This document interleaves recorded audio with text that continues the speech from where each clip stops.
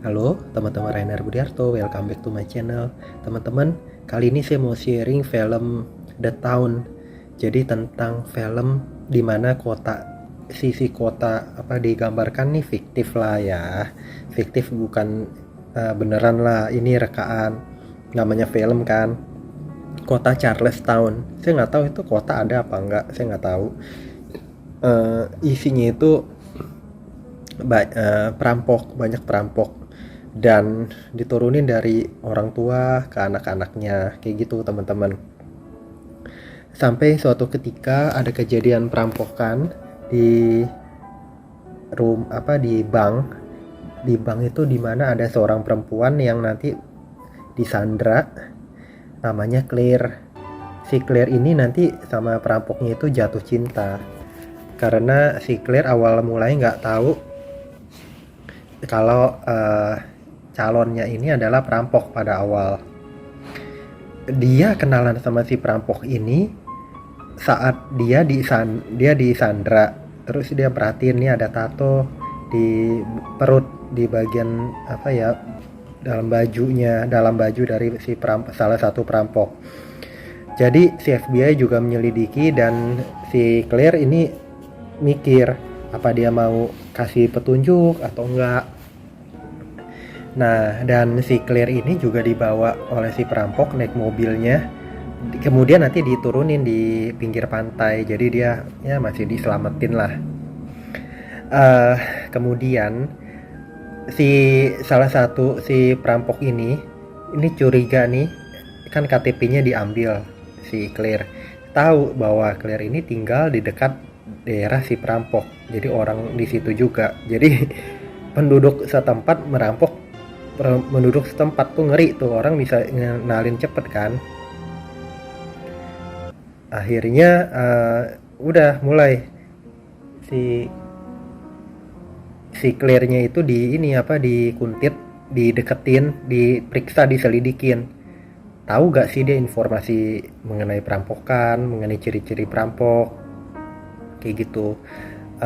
Oke, salah satunya itu namanya Doc, deketin Claire. Kemudian ya ternyata mereka jadi suka. Si Claire juga suka. Dia ceritanya itu ditanya mengerjakan apa, dia bilang apa ya, si Doc bilang ya, si Claire bilang dia di komunitas, ya dia di bank, dia baru ngalami perampokan.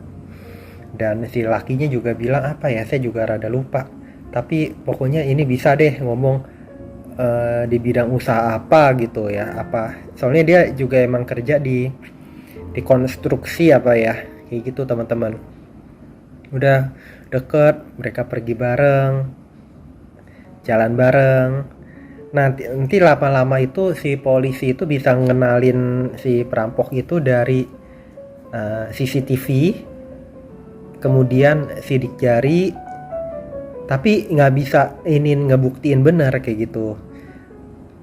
Bukti-buktinya nggak lengkap, jadi itu seperti dia nggak bisa ditangkap langsung di tempat, jadi nggak ada bukti yang waktu dia melakukan itu di tempat. Jadi sidik jarinya itu bisa aja di tempat lain, karena waktu menggunakan mobil yang dipakai untuk merampok pun mobilnya diledakin kayak gitu, dan dia bisa terus menghindar dari kepolisian. Jadi ini mungkin si FBI juga bisa dengar jarak jauh nih percakapan antara si saksi kunci si Claire sama orang yang diduga perampok itu.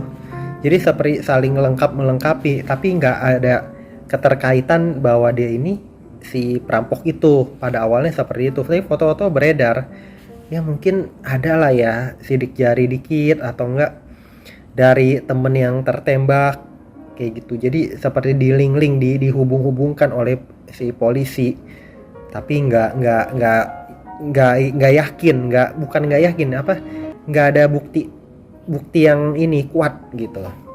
Udah akhirnya si Claire akhirnya tahu setelah dibilangin sama perampok dan sama si FBI, dan si Docnya itu mulai jujur sama si Claire. Dia bilang ya, saya adalah bagian dari perampok itu, dan dia itu seperti ngawasin Claire tapi nggak ada masalah.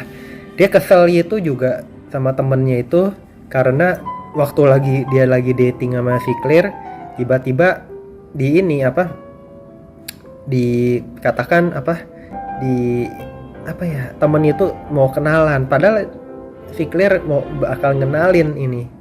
Nah, tapi dari situ tuh belum ini deh, belum ketahuan akhirnya. Tuh udah masa lalu. Jadi kedepannya itu ya udah, dia udah ngaku jujur. Kemudian bosnya perampok ngancem, kalau apa, kalau nggak melakukan perampokan lagi. Dan dia bilang ya udah, dia minta yang terakhir ya iyain kalau nggak melakukan perampokan lagi, si Claire segala bakal ini deh, jadi dibahayain, apalagi dia telah jadi radarnya polisi kayak gitu teman-teman.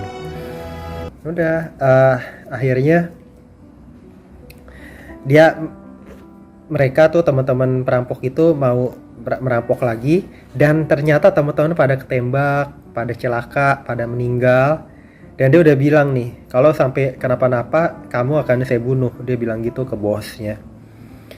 Ya udah, setelah itu benar itu karena banyak yang kejadian gitu dan dia waktu melakukan penyamaran terakhir itu berperan sebagai polisi. Sebelumnya kan sebagai suster, sebagai muka yang serem, muka hantu kayak gitu. Dan yang membaur polisi terakhir itu, polisi ngeliatin ini ada polisi yang waktu adu tembak itu ini ada polisi kok melawan arah geraknya, itu harus pada datang ini arah pulang, kemudian bawa tas yang nggak semestinya. Seperti itu kan, kalau senjata lebih kokoh, ini kok seperti pletot kayak gitu, duit isinya. Ya udah, di situ akhirnya ya udah, teman-teman meninggal, si bosnya itu didatengin, dibunuh karena kamu kasih misi yang berakibat kita semua celaka kayak gitu, dibunuh. Uang itu dikasih ke Claire, si Claire juga bantu ini uang untuk komunitas di sana. Emang dia udah nggak mau ngelakuin perampokan, tapi itu karena si ulah bosnya itu, padahal dia sudah mau pergi.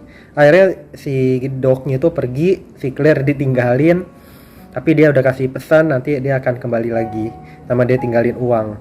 Kayak gitu pengorbanannya, karena dia sayang banget sama tuh perempuan. Dan tuh perempuan seperti juga sayang sekali sama si Doc ini adalah perampok.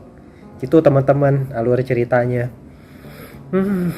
Repot ya sebetulnya kalau kita merintis usaha dari jalan, mendapat rezeki dari jalan yang salah. Sepertinya itu ada pengorbanan, entah nyawa kita atau nyawa teman-teman. Nggak enak deh jalur seperti itu. Dan ya kalau bertobat, apa dia harus nebus kesalahannya, atau dia harus ninggalin semua kesalahannya, nggak ada yang tahu. Ini kan juga cuma hanya film teman-teman. Ya kita susahnya hidup, pokoknya kita jalanin, usahain yang terbaik aja. Berat-berat tetap jalanin semua, kalau bisa jangan salah, gitu aja. Itu yang saya mau share teman-teman, semoga bermanfaat. Jangan lupa subscribe, like, share, komen. Sampai jumpa di video-video saya berikutnya. Bye bye teman-teman.